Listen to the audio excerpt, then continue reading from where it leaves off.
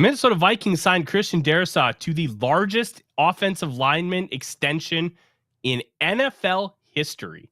Yes, he got paid more than Penei Sewell did just a few months ago, and it fully signals how Kwesi Adofo-Mensah is going to continue building this team. We've seen it other times, and this solidifies it. What does that mean? What did we learn from the first day of training camp practice?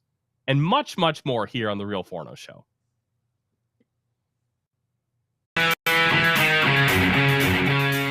Welcome to The Real Forno Show, hosted by Tyler Forness, publisher at The Sporting News, contributor on SKOL North's Purple Daily, publisher of Substack Run In Shooter, the host of The Good, The Bad, and The Hungry on the Voices of Wrestling Podcast Network, and a founding member of Vikings First and SKOL.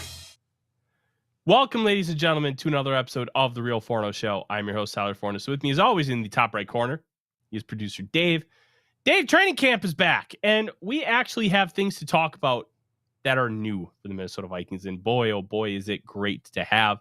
And we're going to get into training camp stuff here in a little bit, but we have to start with the Christian Darrisaw news. And Christian Darrisaw signed a massive contract extension, 4 years, $113 million, with $77 million of it guaranteed, 43.7 of it fully guaranteed at signing. And the difference is the second you sign the contract, no matter what, that's guaranteed. A functional guarantee is going to be included with that $77 million, which is likely the second year's salary and or roster bonus. But it's a huge move that the Vikings were able to get done early.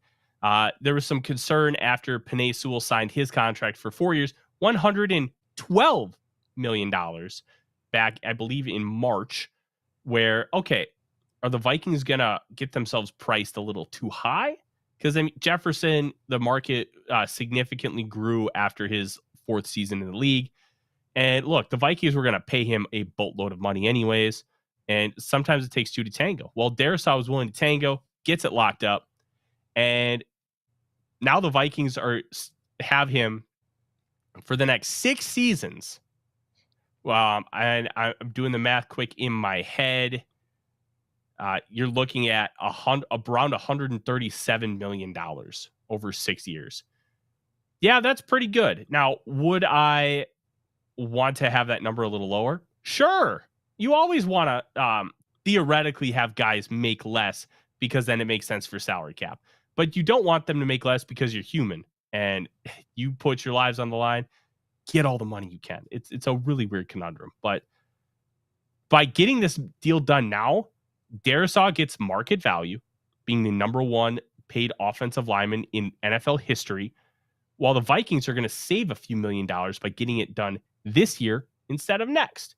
And I think that's a great way to do business. You're doing right by the player, and you're also doing right by yourself as an organization, because not only are you committing to the player immediately and telling them, hey, you are a massive part of our future. We are going to take care of you, and we believe that you are a cornerstone of the Minnesota Vikings, but they're also doing great fiscal sense, because now maybe you're not paying him $30 million a year because you're paying him market value right now. And that could be the danger for somebody like Darrisaw to take the early contract. Now, Darrisaw in 6 weeks could suffer a career-ending neck injury, and nobody's wishing that upon anybody. Bite your tongue. Well, there's a reason why players sign contracts early. It's because you could suffer a career-ending injury, and this is life-changing money. Get the money while you can, because it may not be available to you later. And that's why players will sign contracts a year early instead of trying to, quote, maximize their income like Justin Jefferson did, like Kirk Cousins has always done. You're half a second away from your life changing completely. So kudos to Darrisaw for being able to get it done. He did say before practice, that he's just ready to go out and play football. That's all he has to think about. He's got the contract done, and all he has to do is worry about going out and destroying defenders. And I think that's objectively a good thing. any initial thoughts here, Dave, on the extension before we kind of dive into some nuts and bolts? It made me happier than a pig in slop. Why? Because we've locked up a premier left tackle. He's ranked in the top 3 for years, and he's young. He's not Trent Williams, that's 34 years old. He's young, and he's still at the top of, or is at the top of this game, and he's only going to get better. Big Rail and Dad thinks we paid him too much. I don't think so. I think this is going to turn out to be a steal when it's all said and done, because if the salary cap goes up $30 million each year for the next 6 years, this is going to be considered cheap. So good left tackles do not grow on trees. And to find one, an elite one, which I think Darrisaw is, that only comes once every 10 years, right? There's only like 3 per, generation. And if you've got one, you have got to hold on to them. And I do believe it makes more money. And from what I'm hearing, it's even going to save more money for next year when we go out in the free agency, the way Brzezinski's going to have it massaged. So I think it's a good thing. And now there's a question earlier, does it affect his current salary? Does he get paid early? That's all in how they work it. Now, Garrett, at signing, he got the big signing bonus, but it's all in how they massage those numbers. It could, they could put some onto this year and next year, even though he's still technically on his rookie contract, but it's all in how they work it. That they generally don't, but it gives the team a whole bunch of flexibility over the length of this contract, and I absolutely love it.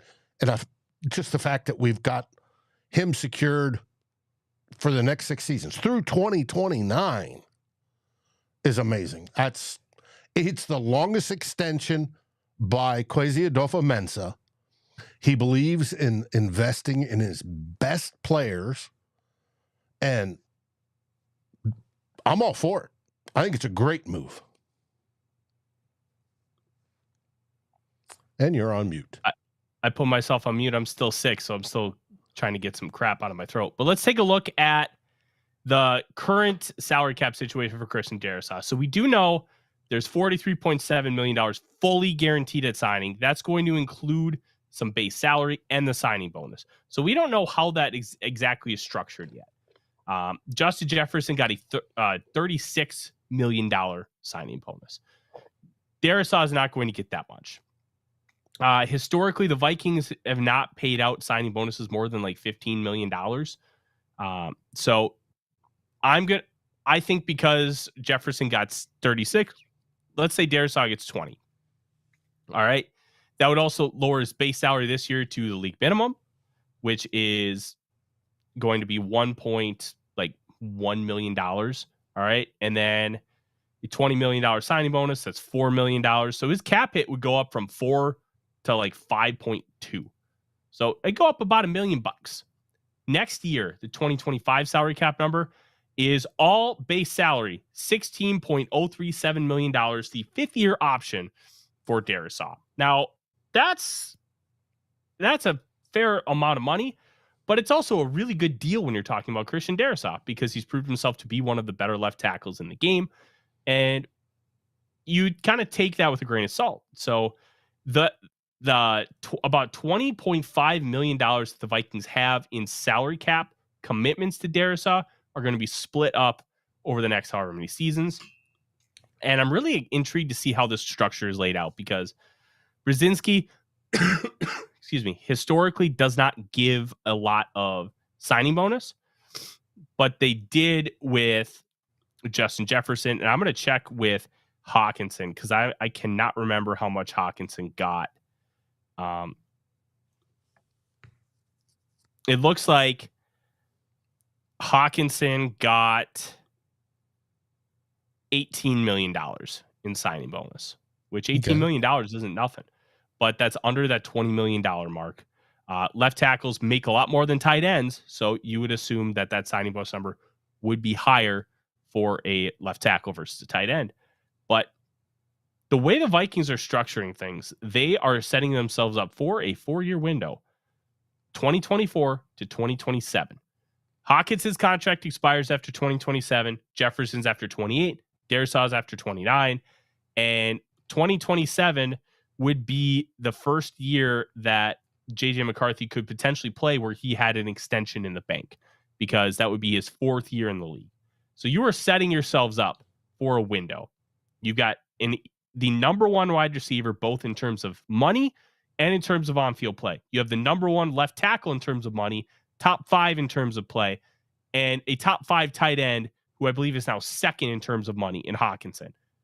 Kwesi Adofo-Mensah is not a Moneyball guy. He is, but he also understands how to spend money when you need to spend money. And I think when we had so many conversations about him being the stock market guy, myself included, I had plenty of those conversations where, hey, I think he's trying to Moneyball this. I still think he's trying to Moneyball the interior offensive line, because I don't think he believes it matters as long as you have solid play. And solid play is a relative term. You are going to have a different viewpoint of solid than I will, than of what Kwesi does. But if you have solid enough play, which I think the Vikings had for most of last year, solid enough, then you don't need to spend a fortune on it. The Panthers just spent $20 million on Robert Hunt and then another $14 million on Damian Lewis in free agency.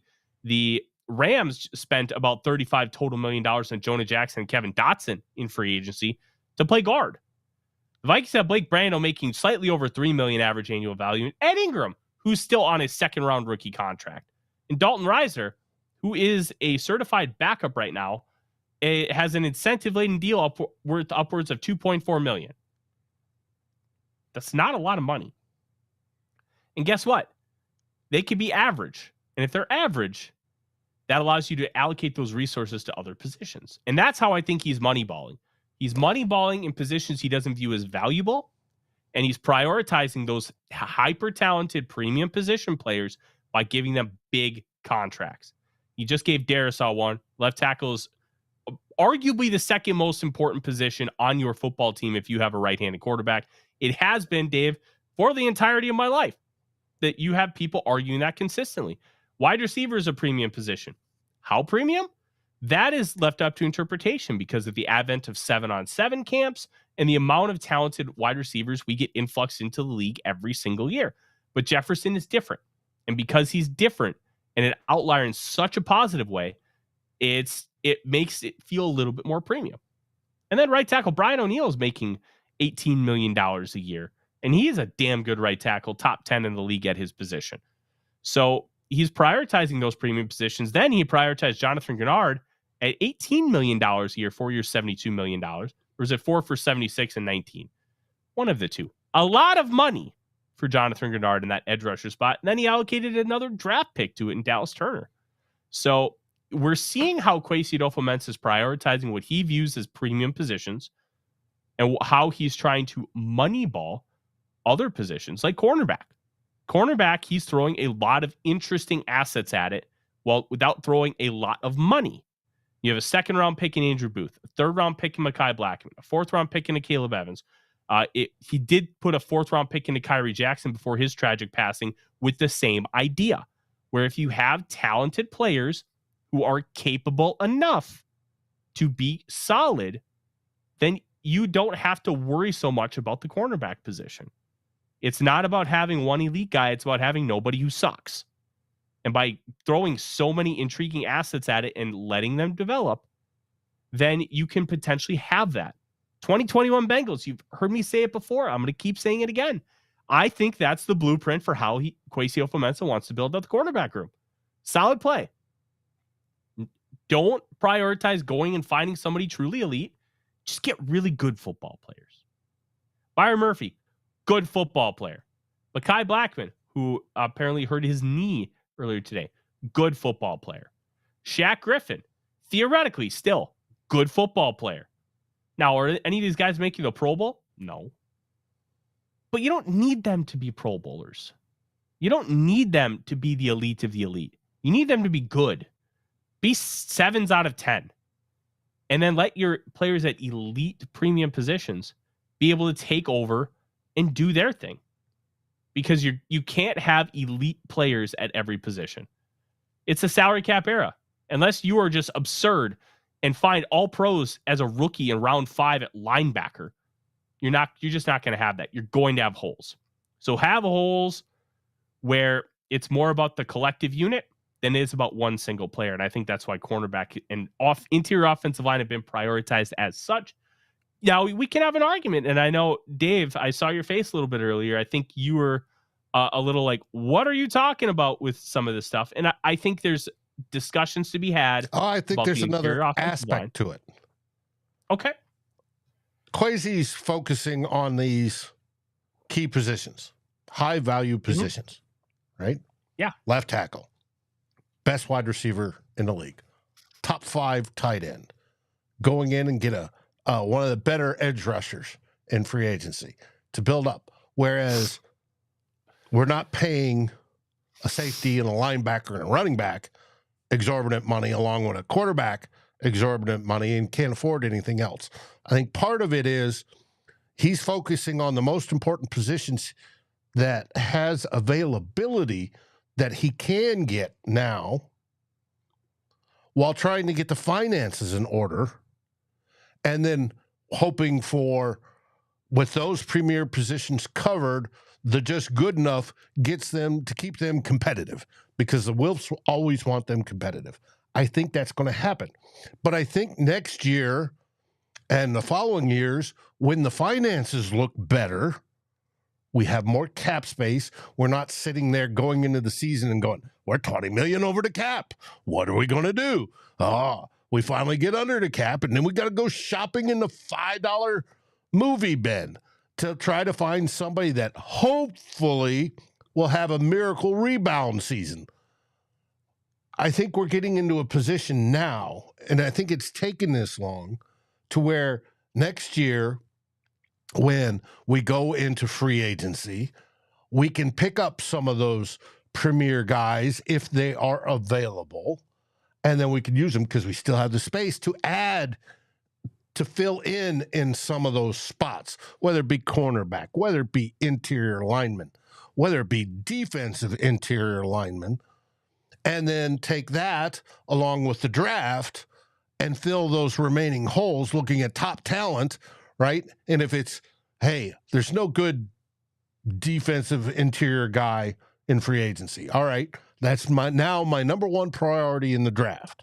I'm going to look for, try to get one of these 2 guys that PFF talked about, whoever shines, and to get that guy into the club to fill in those spots and do it cheaply. And they can go and then find those guys, and then we have a better, well-rounded team at that point. But he hasn't had the opportunity to spend until, coming into this year when we had a sum, but up until then, and next year is going to be even better. So I think he's prioritized the correct positions to go get now, and what was available and who we had. Now, next year, I think, is where we're going to see that final push to open that Super Bowl window wide open. And it's going to be between free agency and the draft.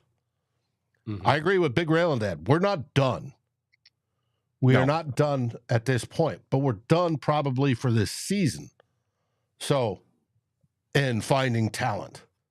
So hopefully the guys we do have step up. Bradbury. Yeah. Ed Ingram, my boy, right? Blake Brandel. The guys on the interior D-line, Jaquelin Roy.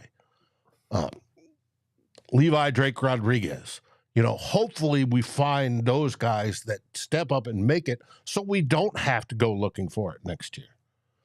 But we now have the ability to, which we did not, but Kwesi did the right thing and focused on the premium positions first and not superfluous. No, I'm saying it wrong. Positions. Superlatives? Yeah, no. Superfluous? Yeah, but that's pronounced wrong. that, it's nice to have a multi-bazillion-dollar running back if he performs, but that's spending too much money and you're hurting the rest of the team. It's nice to pay two linebackers big money because you like them, but can you get away with not having those linebackers and use that money towards a tackle, a wide receiver, someplace else? And I think it's taken this long to get to this point, and I think we're good for this season, but it's also setting up for next, and that's what I'm happy about. We got the quarterback of the future, so we're banging there. We got a good running back in Aaron Jones. We got good ones behind him, hopefully going to develop, and we got wide receivers. Hopefully we get, somebody sits up and grabs that wide receiver 3, ring and goes with it. And we're golden, We said Monday, my worst fear is the cornerback room. And it got a little weaker today. But we did sign the Duke of Shelley here. So let me understand what you're saying, because at the beginning of your, I don't want to call it a rant, but at the beginning of your discussion, you said something that confused me. I want a clarification. The way I interpreted it, you said that Kwesi was prioritizing the players that he did because it was the resources that he had, not necessarily what he wanted to do. Did I misunderstand you? Not necessarily that he wanted to do, even though that plays part of it. He prioritized players he had. He went out and got players like TJ Hockenson, but he prioritized key players, the premium player slots. I guarantee you he would love to have gone out and signed a top of the line interior guard, but the finances haven't been there for the last few years. So he couldn't. So he had to say, I've got this much money to spend because of the cap system. Where is it best spent? It's just like everybody who's out there watching right now, they work a budget, right, for their household. How do they spend their money? They're trying to figure out what's the best way to spend it, right? You invest some, you do this, you do that. You want return on a lot of your money if you can get it. So how do you do that? You try to find those things in your budget that are valuable that you want to do. Do you want to go out and get a new Raptor truck? Oh, hell yes. I'd love to do that. Can you afford to do that? Nope, not at this time. So but if you have to go out and get a good used 2000 Ford pickup with 100,000 miles on it, that sucker's going to last another 150,000, 200,000 miles. You go get it and it works and it gets you what you need while you're building up the rest. But you focus on the things, if you're a finish carpenter, on those tools you need to do your job to the utmost so that you can make more money. And so that in the end, you can go out and once you've built everything up, built up the business, you got people working for you and you're making money hand and fist. Then when that interior guard comes along, you have that extra $20 million you could throw at him and say, hey, we want to get you in free agency. You're going to be the last piece on this O-line that we think is going to take it over the top. You'll have the ability. Why? Because you've already locked up the key pieces already.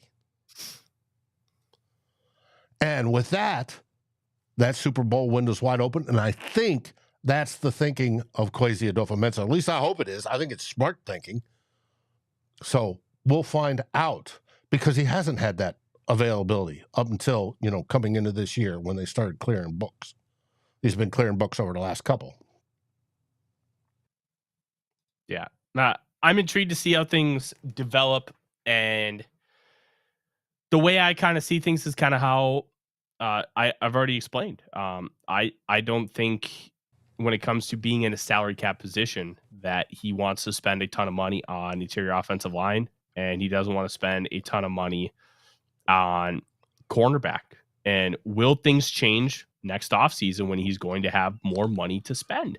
And with the Christian Darrisaw contract extension, they may have more money to spend because they may have modified things. Now, I don't know how much more money that they give themselves, because technically these extensions are kind of like interest-free loans and you can push money forward. You're going to have to bite the bullet, but you're not going to have to bite more money. You're going to have to bite less salary cap percentage. So in a $200 million salary cap world, $10 million is 5%. Well, in a $300 million salary cap world, it's 3.3%. And that's why you start with low money initially, and then you build up as it goes out, because you're paying less percentage on the cap. And Gary just asked the question about any word on what with our cap space will look like with the Darrisaw contract. No, the minute details have not been released yet. My guess is that will come within the next couple of days. Over the cap sometimes have contracts within an hour. Sometimes it takes them a few days. We're going to hear from either Over the Cap or Mike Florio or Ben Gessling really quickly. The second that contract is out, it'll be out there for everybody to know. My guess is next year, the Vikings will have around $3 to $4 million extra that they did not have before the extension. I'd still expect around a $10 to $12 million cap hit at minimum. Mm-hmm. I agree. And it's always got to go up to the NFL and it'll be published there, and they suck it off of there if it hasn't come out before that. I see SKOL Mafia is in the comments. I wanted to wish him. He just had a birthday. I wanted to wish SKOL Mafia a happy birthday. Happy birthday, sir. Hopefully he's not watching from up in a basket somewhere in the wind as he's trimming trees or poles. Perfect. Well, the Darrisaw contract gets the left tackle locked in. The Vikings are in a great spot moving forward. Now, let's talk about some things that we saw at training camp practice. I was not there. I am going by things that I've been seeing reported, and I'm working on getting a credential. We'll see. Fingers crossed. No guarantees. But let's start talking about Mekhi Blackmon. Here's what we know. Went down with an injury, came off the practice field, and then was down on the ground for an extended period of time with the training staff. It should be noted, he walked off the field and then went down with the trainers looking at him. Now, the beat was trying to make it sound like it was concerning that he was down for so long. There might be context that I'm missing because I was not there. And in text, we really just don't know everything, and it's hard to convey every single emotion. But a player being down on the sidelines afterward, to me, is not a big deal. And here's why. A pulled hamstring, they can be on the field and they can be like down and they can be like massaging it, trying to figure out, hey, how bad is this thing? Stretching it out, doing a lot of therapy stuff right off the spot. It can be down for 8 to 10 minutes, and it's a big nothing burger. It also could be incredibly severe, but I'm not taking that as a read on anything. If it was a torn ACL, he probably just walks back to the locker room. Most guys with a torn ACL do, unless there's damage outside of that. Remember TJ Hockenson? He had his ACL torn on that hit by Kirby Joseph, popped right back up, and he's like, hey, something's wrong with my knee. And he walked off the field, and that was it. Like, it doesn't always have to be. And the trainers will get up there, and if it's the knee, they'll sit there and I'll grab his ankle, and then they'll do flexing deal to see if it's outside of parameters. And he could still walk, and they could walk him into the training office after that. And we'll find out tomorrow, I'm sure.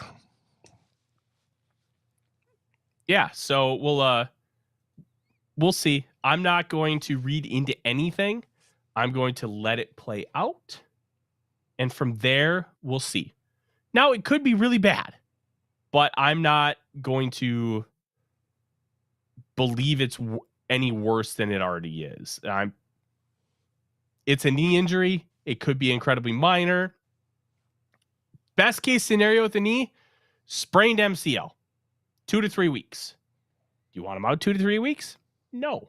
But it does give opportunity for Andrew Booth Jr., Dwight McGlothern, guys like that to get more reps. And that is an unintended consequence that is a positive for the Minnesota Vikings. You'd like Mekhi Blackmon to get those snaps too. But it's good that other players are getting snaps. And I think that's the Duke of Shelley who could take those snaps as well. Yeah. Absolutely. You can always think about things in a somewhat positive manner, and that's one. Delton, you're right. We've drafted 4 corners in the last 3 years, and 2 of them are not going to be on the field likely tomorrow in Kyrie Jackson and Mekhi Blackmon. Like, it's not from a lack of effort.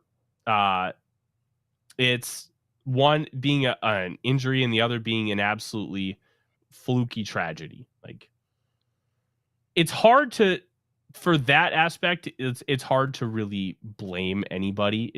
It's one of those things that's just like, okay, that just sucks. So what are you going to do now? How are you going to evolve? And I think we're going to see some evolution. And I think having a guy like Shaquille Griffin in the building is going to be big. Mm-hmm. Next up, JJ McCarthy. There were a couple views of throws. Something worth noting. His footwork is different.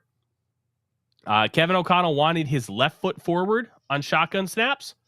He used to be either right foot forward or even, where his feet would be like this. And having that was something that O'Connell wanted. And I think it has something to do with, oh, thank you, Gary. It had some to do with how his feet get set on the drop back. So it's definitely worth talking about. It's definitely worth having a conversation. I think that's a preference thing for a quarterback's coach, a head coach, an offensive coordinator, how you want that footwork to look. Because I don't think there's any massively inherent benefit to having that versus right foot forward or even.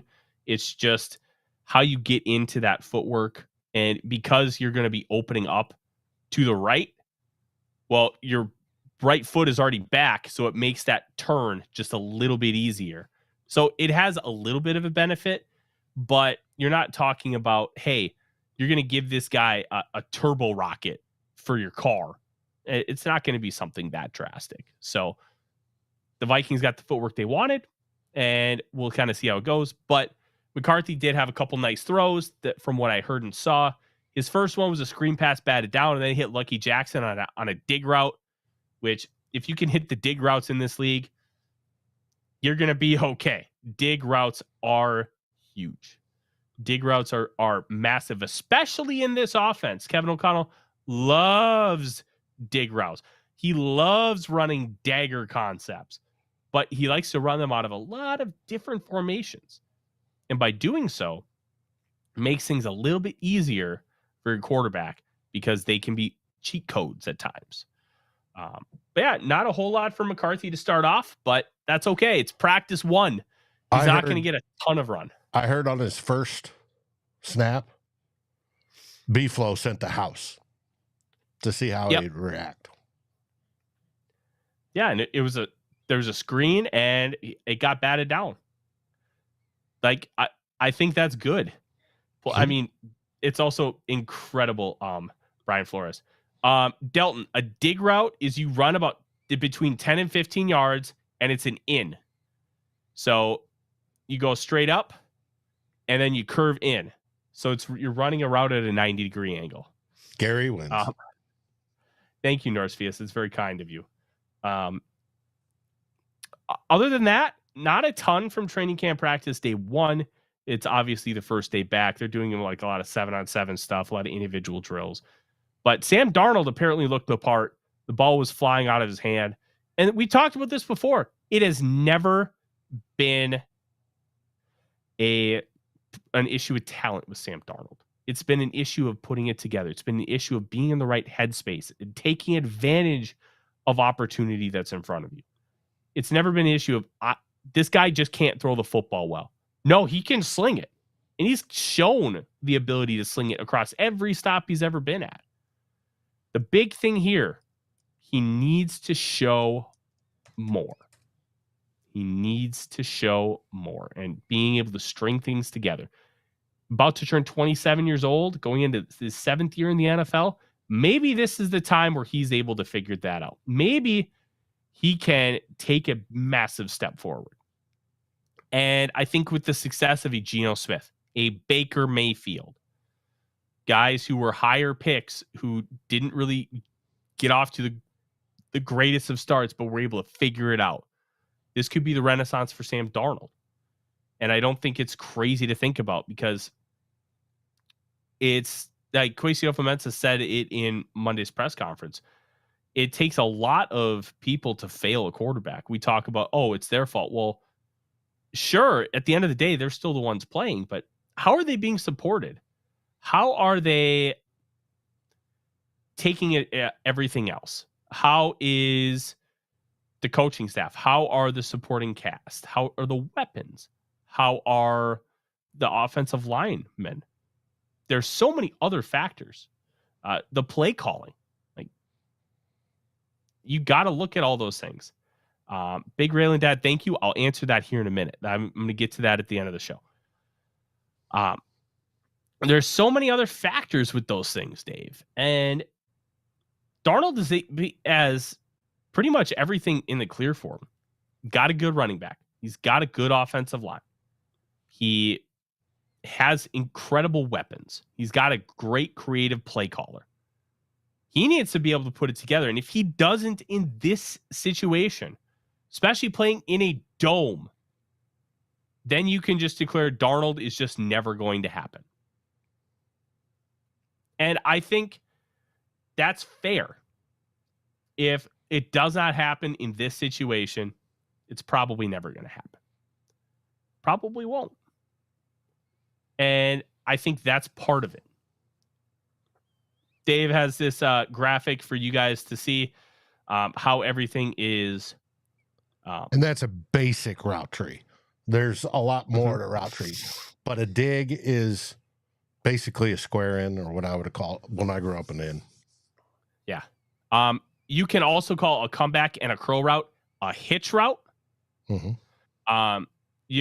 A short version of a curl or comeback is called a stick route, where you run like 3 to 5 yards and then stop on a dime. Those are often run in smash concepts. They're also run on the goal line. You'll see corner routes called 7 routes as put there. 9 routes, obviously. Like there are other routes like whip routes, return routes, but that's your basic route tree, and I think that's a really good reference point to have. All right, let's answer Big Railing Dad's question about Adam Thielen. So that came from speculation. It wasn't a 100% guarantee. It wasn't, hey, we're going to try and project a trade. It was just, hey, if Thielen becomes available, it would make sense for a reunion. Now, would it make sense for Thielen? Thielen would have to basically admit that the Vikings were right, and he's going to come in here and be wide receiver 3. Because that's why he left. He thought he was still a wide receiver 1 capable player. That's why he did not want to take the pay cut, and he wanted to hit free agency. And you know what? Good for him. But now we're at the point. Wide receiver 1 last year. That doesn't mean he's a wide receiver 1, though. That's by default. You know what? He was fine last year, but he wasn't an elite football player. He wasn't a massive difference maker. And I think those factors are a big reason why he may not want to come back, because the Vikings didn't believe in him at that level anymore. And there may be enough bad blood from Thielen to not want to come back. Now, it also could be moot, and it doesn't matter. What I'm hearing is Thielen's okay with it. Thielen's cool. Okay, well, Adam's that's good. Wife was the issue, and the one fell that felt Well, disrespected. In all fairness, who's to say that Caitlin Thielen, Adam's wife, isn't just saying what Adam's thinking because Adam knows better than to say it himself? Quite possible, and that's a smart way to, get your feelings out. So, yeah. It's... But we're hoping, what fans hope is, we'd love to see him here as wide receiver 3. He's already developed chemistry with JJ McCarthy. Let's, let this roll. But there's no hard and fast. It's just a desire. I don't think it's even to the rumor stage. Lattimore was a rumor, and that's gone nowhere. So, yeah, Lattimore wasn't even a rumor. It was an article proposing trades. Okay. Like, that's all that was. And could there be legs to it because the Saints would be open to it? Yeah, absolutely. But there was no real steam. It was just people bored in the offseason taking something and running with it.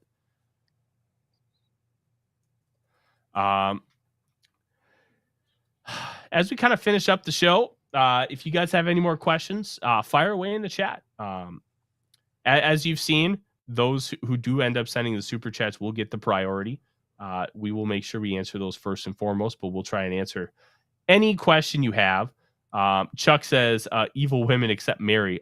You're correct. Mary is not evil in any sense. No. Unless it's towards the Green Bay Packers, then I think she might have some in her. But we all do. Hey, I'm just happy we have real football. Real. Every team is in camp, right? And we saw our guys out on the field for the first time today. And, the KJ painted on the side of the hill, that's just absolutely, it's wonderful. They're dealing with it. Addison, we haven't talked about Jordan Addison. He's supposedly in a bad spot, but he's trying to get out of it. He feels in peace with his, teammates.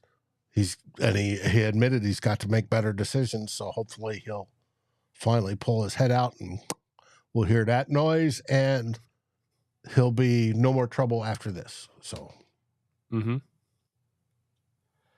Yeah. All right. Let's Mary, thank you very much. And go Vikes. SKOL Vikings, baby. I'm excited to be back. I'm going to be trying to go to, I can't remember what days training camp are. It starts 27th. I won't be there on the 27th. I think it's, I'd have to look at Vikings.com. I'm pulling it up right now because I still need to buy tickets because I don't have that press pass yet. 27th is sold out. 29th is sold out.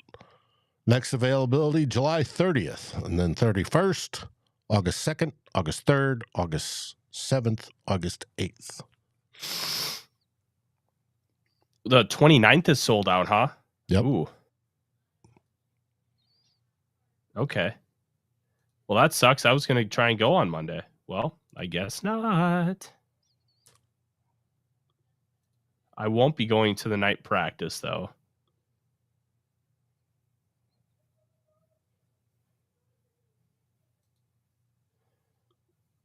All Dalton right. says he's about to hit up Wenzel's tomorrow evening. He's going to camp. Wait, Wenzel's? Wait. Dalton, are you in Mobile? Because it could be Wenzel's Donuts. Oh. I don't know. We had a Wenzel's Donuts in Albuquerque when I grew up. No, because Wenzel's is a fantastic oyster house down in Mobile, Alabama. Big Rail. I've gone there multiple times. Awesome. I will not be there on the 8th. Well, actually, maybe I will because it's my anniversary, but my wife works, so it wouldn't impact us at all.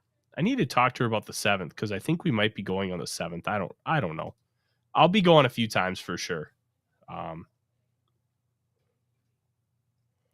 Dalton says he's in Guntersville. Okay. All right. Bama. R. Emer 33. the patting the ball for McCarthy is something is it something he's trying to remove from his game? Is it an intentional timing thing? Am I crazy?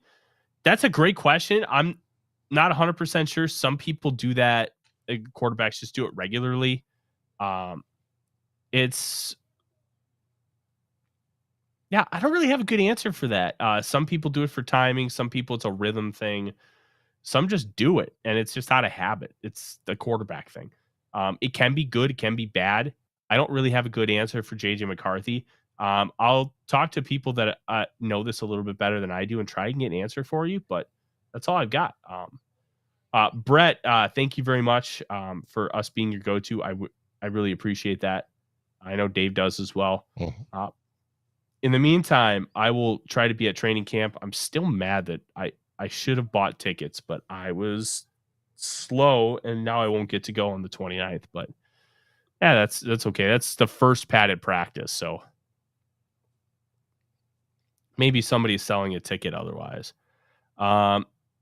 Otherwise, yeah, thank you guys very much for joining.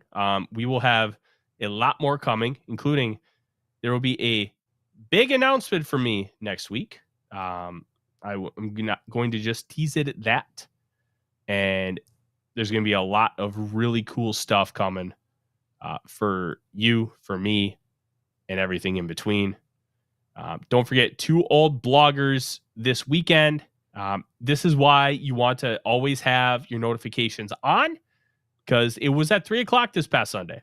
And Dave and Darren, because of life issues, have had to kind of maneuver times around. We're probably going to have to do that for training camp purposes. Make sure you have those notifications on and ring that bell. So if we have to go at a different time, you don't miss the show and you know what's coming. Mm-hmm. And that's going to be a big thing moving forward because we are going to have to modify and maneuver. All right. And the NFC North show, Who Will Be King, this week will be going live sometime on Friday because our Chicago Bears host had to go down to Miami this week. Plus, we're waiting to see what happens for that team in Wisconsin and whether they sign their quarterback to the largest quarterback contract ever and put themselves in financial straits for the next decade. Yeah, we're going to have some fun. We are going to have fun, and we're going to have all your Minnesota Vikings content here. Until next time, I'm Tyler. He's Dave. SKOL Vikings, everybody. SKOL Vikings, and thanks for watching. Like, subscribe, and ring the bell to get notifications. It helps us grow this community that we all love our Minnesota Vikings. And on behalf of Tyler Forness and myself, Dave Stefano, thank you so dearly for watching The Real Forno Show. SKOL, everyone!